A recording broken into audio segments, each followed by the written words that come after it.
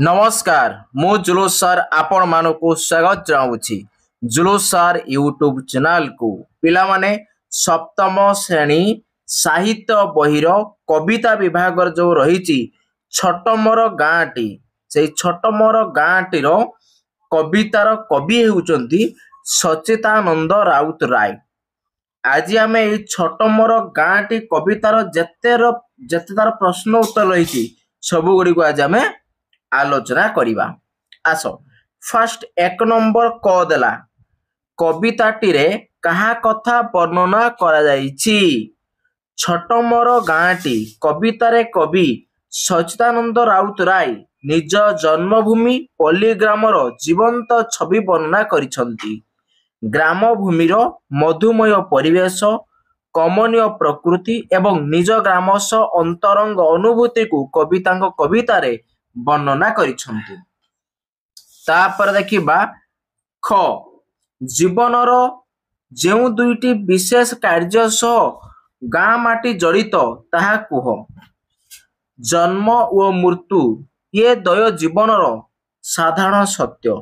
पल्ली प्रेमी कवि सेही दुईटी तथ्य को गाँ माटी सह जड़ित कराइछंती। एकदा से तांको पल्ली ग्राम चाल घरे माटी कांथ घेरा एंतुड़ी साल जन्म होइथिले। सेही घरे जीवनर शेष निश्वास त्याग करिबाकू कवि इच्छा प्रकाश करिछंती। ए दुईटी विशेष कार्य सह गाँ माटी जड़ित बोली कवि कहिछंती। तापर देखिबा ग काहार जल रक्त होई तांको शरीर प्रभावित हेउछि बोली कवि कहिछंती। कविंकर जन्मभूमि पल्ली ग्रामर बण बिल नदी पर्वत तथा निर्झर गचर सबु किछि तांको बाल्य जीवन को करितिला परिपृष्ट। ग्राम उपकंठरे थिबा नदी व झरणास कवि एपरि भावे अंतरंग थिले जे से अनुभव करिसंती सते जेपरि सेही नदी व झरणार जल रक्त होई तांको शरीर शिरा प्रशिरा रे बही चलिछि। तापर देखिबा घ कवि निज गाँ को कवि निज गाँ रु कौन पाइछंती बोली वर्णना करिछंती। निज गाँ माटीर सबु किछि कविंकर अति आपणार। जेउ भूमि को से प्रथमे स्पर्श करी से दुनियार आलोक देखिले जहार पानी पवन तांको जीवन गठन रे सहायक होइतिला ताकू से किपरि बा भूली पारिबे। कवि मुक्त कंठरे स्वीकार करिछंती जे गाँ भूइर फूल फल गछ लता बण पहाड़ एपरिकी पल्ली प्रकृतिर प्रत्येकटी उपादान तांकू जीवनर पथ प्रदर्शन करिछि। फगुण मासर पाहांती प्रहर ओ गाई गठ धरी घर बाहुडा गाईआल पिला बंशी स्वन गीत सकाळर फसल कटार दृश्य सबु किछि तांको जीवन पथ को पुष्पित करिछि। तापर देखिबा केउठारे बसी से सबु को मने पकाइछंती। गाँ भूइरे बाल्यकाल अतिबाहित कला परे उच्च शिक्षा लाभ करिबा पाई व परवर्ती समय जीविका उपार्जन पाई कर्ममय जीवन को आदरी नेइछंती कवि। सेथिपाई तांकू प्रवास रे रहिथिबा परिस्थिति बाध्य करिछि। मात्र तांको अति आपणार जन्म माटी पल्ली भूई तथा बालक जीवन खेलसाथी गाँर धूली माटीर परिवेश तांको कल्पना चक्षुरे बारंबार भासी उठुछि। निज जन्म माटी ठारू दूर प्रवास रे बसी से सबु को से मने पकाइछंती। तापर देखिबा 2 नंबर कौन कहिला कवि निजर जन्म संबंध रे कौन कहिछंती।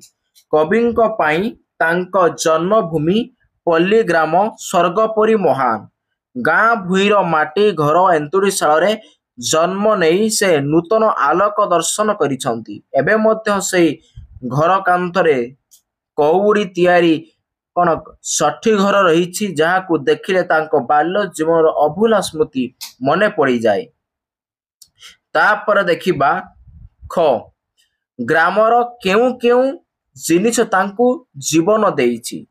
ପଲ୍ଲୀ ପ୍ରକୃତିର ପ୍ରତିଟି ଉପାଦାନ କବିଙ୍କ ଜୀବନକୁ ଧନ୍ୟ କରିଛି। ବିଶେଷ କରି ଗାଁ ମାଟିର ପାଣି ପବନ ତାଙ୍କୁ ଜୀବନ ଶକ୍ତି ପ୍ରଦାନ କରିଛି।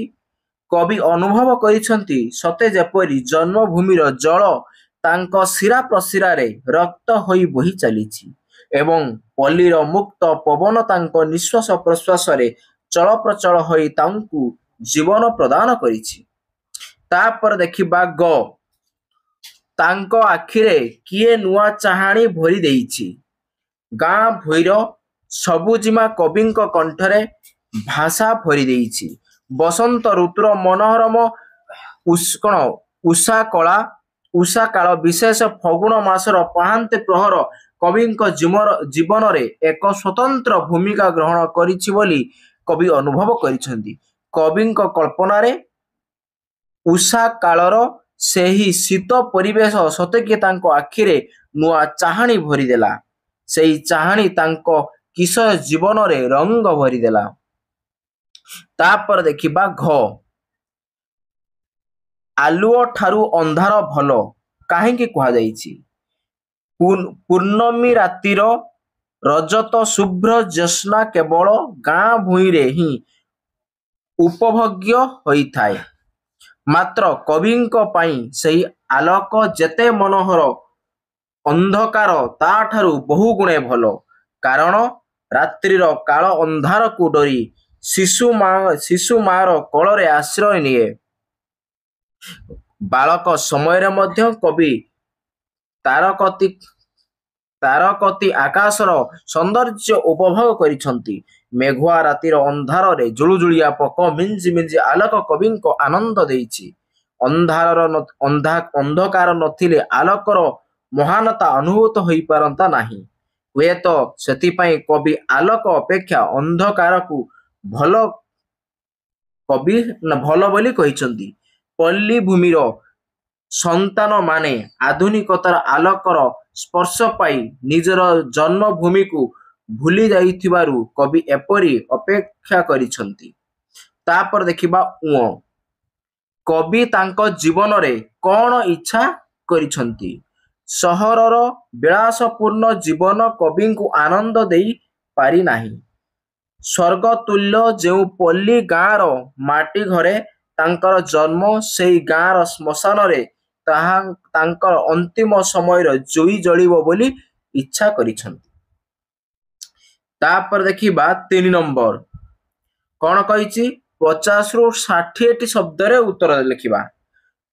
ପ୍ରବାସରେ ଥାଇ କବି ନିଜ ଗ୍ରାମର ଅନୁଭୂତି ବିଷୟରେ କେଉଁ ସବୁ କଥା ବର୍ଣ୍ଣନା କରିଛନ୍ତି? କବି ସଚ୍ଚିଦାନନ୍ଦ ରାଉତରାୟ ସହରର ଚାକଚକ୍ୟ ଭିତରେ ଥାଇ ମଧ୍ୟ ନିଜ ଜନ୍ମ ମାଟିକୁ ସ୍ୱର୍ଗଠାରୁ ବଡ଼ ଆସନ ଦେଇଛନ୍ତି। ତାଙ୍କର ଏନ୍ତୁଡ଼ିରେ 60 ଘର, ଗାଁର ପାଣି ପବନ, ତୋଟା ମାଳ, ବଣ ଜଙ୍ଗଲ, ଶାଗୁଆ ଶସ୍ୟକ୍ଷେତ୍ରରେ ସ୍ମୃତିର ତାଙ୍କରେ ବାଲ୍ୟ ଜୀବନ ଚିତ୍ର କଳ୍ପନା କରିଛନ୍ତି। ଗାଁ ସକାଳ, ଗୋଧୂଳି, ଦିନ ଓ ରାତିର ଅପସରା ଦୃଶ୍ୟ ତାଙ୍କର ମାନସ ପଟରେ ଭାସି ଉଠିଛି। ଗାଈ ପଲଙ୍କର ଗୋଠ ବାହୁଡ଼ା, ଗାଈଆଳ ପିଲାଙ୍କର ମଧୁର ବଂଶୀସ୍ୱର, ଶୀତ ଋତୁରେ ଫସଲ କଟାର ଦୃଶ୍ୟ କବି ଭୁଲି ପାରୁନାହାନ୍ତି। ଜହ୍ନ ରାତିରେ ଗାଁ ଦାଣ୍ଡରେ ଧବ ଫୁଲ ପରି ଆଲୁଅରେ ପଲ୍ଲୀବାସୀ ଆତ୍ମହରା ହୁଅନ୍ତି। ଅନ୍ଧାର ରାତିର ନିସ୍ତବ୍ଧତା, ବେଙ୍ଗମାନଙ୍କର କେଁ କଟର, ବିଲୁଆଙ୍କର ହୁକେ ହୋ, ବୃକ୍ଷଲତାର ସାଇଁ ସାଇଁ ଶବ୍ଦରେ ଭୟ ଆଶଙ୍କାରେ ସଞ୍ଜ ପହରରୁ ତାଟି କବାଟ ପଡ଼ିଯିବାର ଆହୁରି ମଜାଦାୟକ। ଏସବୁ କଥା ଭାବି ଗାଁ ଶ୍ମଶାନରେ ତାଙ୍କର ଶେଷଚିତା ଜଳିବ ବୋଲି କବି ଇଚ୍ଛା ପ୍ରକାଶ କରିଛନ୍ତି। ତାପରେ ଦେଖିବା 4 ନମ୍ବର କହିଲା ସରଳ ଭାଷାରେ ବୁଝାଇ ଲେଖ। ଛୋଟ ମୋର ଗାଁଟି, ଭୂଗୋଳ ପୋଥି ପଥରେ ପତେ ନଥାଉ ତାର ନାଁଟି। ଏଇ ଯେଉଁ ଉକ୍ତି ଦେଲା ତାକୁ ଆମେ ସରଳ ଭାଷାରେ ନିଜ ଭାଷାରେ ବୁଝାଇକି ଲେଖିବା। ଛୋଟ ମୋର ଡଟ୍ ଡଟ୍ ତାର ନାଁଟି। ଉଦ୍ଧୃତାଂଶଟି କବି ସଚ୍ଚିଦାନନ୍ଦ ରାଉତରାୟଙ୍କ ରଚିତ ଛୋଟ ମୋର ଗାଁଟି କବିତାରୁ ଆନିତ। ଅନାମଧେୟ ହେଲେ ମଧ୍ୟ ନିଜ ଜନ୍ମ ମାଟି କିପରି ନିଜକୁ ଭଲ ଲାଗେ କବି ସେକଥା କହିଛନ୍ତି। ସହରରେ ରହି ମଧ୍ୟ କବି ନିଜ ଜନ୍ମ ମାଟି ପଲ୍ଲୀର କଥା ଭାବୁଛନ୍ତି। ଖୋର୍ଦ୍ଧା ଜିଲ୍ଲାର ଏକ ଅନାମଧେୟ ଗାଁ ଗୁରୁଞ୍ଜଙ୍ଗରେ କବିଙ୍କର ଜନ୍ମ। ଓଡ଼ିଶା ମାନଚିତ୍ର କିମ୍ବା ଭୌଗୋଳିକ ତଥ୍ୟରେ ତାଙ୍କ ନାମ ନାହିଁ। କୌଣସି ଆକର୍ଷଣୀୟ ଗାଁ ତାଙ୍କର ନୁହେଁ। ତଥାପି ତାଙ୍କ ନିକଟରେ ନିଜ ଗାଁ ସ୍ୱର୍ଗ ଠାରୁ ମହାନ। ନିଜ ଜିନିଷ ନିଜକୁ ସୁନ୍ଦର। ଯେଉଁ ଗାଁ ପାଣି ପବନ ତାଙ୍କ ଶରୀରକୁ ପୁଷ୍ଟ କରିଛି, ଯେଉଁ ମାଟିର ବଣ ଜଙ୍ଗଲ ବୃକ୍ଷଲତା କ୍ଷେତ ପ୍ରାନ୍ତର ଦିନ ରାତି ଆଲୋକ ଅନ୍ଧାର ଭିତରେ ତାଙ୍କର ବାଲ୍ୟ ଓ କୈଶୋର କଟିଛି, ସେସବୁ କବିଙ୍କ ପାଇଁ ସୁନ୍ଦର ଓ ମନୋହର। ସହରର ଚାକଚକ୍ୟ ଓ ବିଳାସମୟ ଜୀବନ ତାଙ୍କୁ କ'ଣ ଆନନ୍ଦ ଦେଇପାରିବ? ସହରଠାରୁ ତାଙ୍କର ଧୂଳି ଧୂସରିଆ ପଲ୍ଲୀ ଗାଁ ଯେ କେତେ ସୁନ୍ଦର ଓ ମହାନ ତାକୁ କବି ଏଠାରେ ପ୍ରକାଶ କରିଛନ୍ତି। ତାପରେ ଦେଖିବା ଖ। ଇଚ୍ଛା ହୁଏ ମାଟିରେ ତାର ଶିରଟି ମୋର ନୁଅନ୍ତି। ଏହି ଉକ୍ତିଟାକୁ ଆମେ ନିଜ ଭାଷାରେ ସରଳ ଭାଷାରେ ବୁଝାଇ ଲେଖିବା। ଇଚ୍ଛା ହୁଏ ଡଟ୍ ଡଟ୍ ମୋର ନୁଆଣ୍ଟି। ଉଦ୍ଧୃତାଂଶଟି ସଚ୍ଚିଦାନନ୍ଦ ରାଉତରାୟଙ୍କ ରଚିତ ଛୋଟ ମୋର ଗାଁଟି କବିତାରୁ ଉଦ୍ଧୃତ। କବି ଏଠାରେ ନିଜର ଜନ୍ମ ମାଟି ପଲ୍ଲୀ ଗାଁକୁ ଶ୍ରେଷ୍ଠ ଆସନ ଦେଇଛନ୍ତି। କବି ନିଜର ଜନ୍ମଭୂମି ପଲ୍ଲୀ ଗାଁକୁ ସ୍ୱର୍ଗଠାରୁ ମହାନ ବୋଲି ବର୍ଣ୍ଣନା କରିଛନ୍ତି। ଜନନୀ ଓ ଜନ୍ମଭୂମି ସ୍ୱର୍ଗଠାରୁ ବଡ଼। ଗାଁର ସେହି ମାଟି ଘରର ଏନ୍ତୁଡ଼ି ଶାଳରେ ତାଙ୍କର ଜନ୍ମ। ସେଇଠି ତାଙ୍କର ସଠିଘର ଅଛି। ସେହି ଗାଁର ପାଣି ପବନରେ ତାଙ୍କର ଶରୀର ପୁଷ୍ଟ ହୋଇଛି। ଗାଁର ଶାଗୁଆ ଶସ୍ୟକ୍ଷେତ୍ର ତୋଟାମାଳ ବିଭିନ୍ନ ଋତୁରେ ମନଲୋଭା ଅନୁଭୂତି, ଦିନର ଆଲୁଅ ଓ ରାତିର ଅନ୍ଧକାର କବି ସ୍ମୃତିରେ ସବୁକିଛି ଜୀବନ୍ତ ହୋଇ ରହିଛି। ତାଙ୍କ ଜୀବନର ହସ ଖୁସି, କୈଶୋରର ଚପଳତା ଓ ଯୁବକ ଅବସ୍ଥାର ଉନ୍ମାଦନାରେ ରଙ୍ଗୀନ ହୋଇ ଉଠିଛି। ମାଟି ମା ପାଇଁ ସେ ମଣିଷ ହୋଇଛନ୍ତି। ତେଣୁ ସେହି ମାର ପାଦ ତଳେ କବି କୋଟି କୋଟି ପ୍ରଣାମ ଜଣାଇ ଭକ୍ତିର ନୈବେଦ୍ୟ ଅର୍ପଣ କରିଛନ୍ତି। ତାପରେ ଦେଖିବା 5 ନମ୍ବର ଦେଲା କ'ଣ କହିଲା? ଅସଜଡ଼ା ଶବ୍ଦକୁ ସଜାଡ଼ି ଲେଖ। ପଞ୍ଜରା ଦେଲା ଏଠି ପଞ୍ଜରା କାଠି ମୋର 5ଟି, ଡାହାଟି ସେଇଠି ହବ ହେଲା, ଡାହଟି ହବ ସେଇଠି ହବ। ଆକୁ ଆମେ ଯଦି ସଜେଇକି ଲେଖିବା କ'ଣ ହବ ନା 5ଟି ମୋର ପଞ୍ଜରା କାଠି ସେଇଠି ହବ ଡାହାଟି। ତାପରେ ଦେଖିବା ଖ। କଣ୍ଠେ ମୋର ଦେଲା ଯେ କଥା ତାହାରି ଫୁଲ ଶାଗୁଆ ଲତା। ଆକୁ ଆମେ ଯଦି ସଜାଡ଼ି ଲେଖିବା ତାହାରି ଫୁଲ ଶାଗୁଆ ଲତା କଣ୍ଠେ ମୋର ଦେଲା ଯେ କଥା। ତାପରେ ଆସିଲା ତାହାରି ବଣ ତାହାରି ଲଟା ତା ମୁରଲି ସ୍ୱନ ଗାଈ ଗୋଠ। ଆକୁ ସଜାଡ଼ି ଲେଖିଲେ କ'ଣ ହବ ନା ତାହାରି ଲଟା ତାହାରି ବଣ ତା ଗାଈ ଗୋଠ ମୁରଲି ସ୍ୱନ। ତାପରେ ଦେଖିବା 6 ନମ୍ବର କ'ଣ କହିଲା ନା ପରାଣ ଶବ୍ଦରୁ ଯେପରି ପ୍ରାଣ ସେହିପରି ନିମ୍ନଲିଖିତ ପଦ ଗୁଡ଼ିକର ଅନୁରୂପ ଲେଖ। ଯେମିତି ସରଗର କ'ଣ ହବ ସ୍ୱର୍ଗ, ମରତର ମର୍ତ୍ୟ, ରକତର ରକ୍ତ, ଜନମର ଜନ୍ମ। ଓକେ, ଇଏ ଥିଲା ପିଲାମାନେ 6 ନମ୍ବର ଯାଇ ତମର ପ୍ରଶ୍ନ। ଆଶା କରୁଥିମି ପିଲାମାନେ ଭଲସେ ବୁଝିପାରିଥିବ। ଫଟାଫଟ ଭିଡ଼ିଓକୁ ଲାଇକ୍ କରି ପକାଅ, ସାଙ୍ଗସାଥୀ ମାନଙ୍କୁ ଭିଡ଼ିଓ ସେୟାର କରି ପକାଅ। ଯେଉଁମାନେ ଆମ ଚ୍ୟାନେଲକୁ ନୂଆ କରି ଆସିଛ ଚ୍ୟାନେଲକୁ ସବସ୍କ୍ରାଇବ କରି ପାଖରେ ଥିବା ଘଣ୍ଟି ବେଲ୍ ଆଇକନ୍ ଦବାଇ ଦିଅନ୍ତୁ, ଯାହାଫଳରେ ଆମର ଏଇଭଳିଆ ଭିଡ଼ିଓ ଆପଲୋଡ ହେବା କ୍ଷଣି ସର୍ବପ୍ରଥମେ ଆପଣଙ୍କ ପାଖରେ ସୂଚନା ପହଞ୍ଚି ପାରିବ। ତାହେଲେ ଆଜି ପିଲାମାନେ ଆଜି ରଖିବା ଏଇଠି। Bye bye.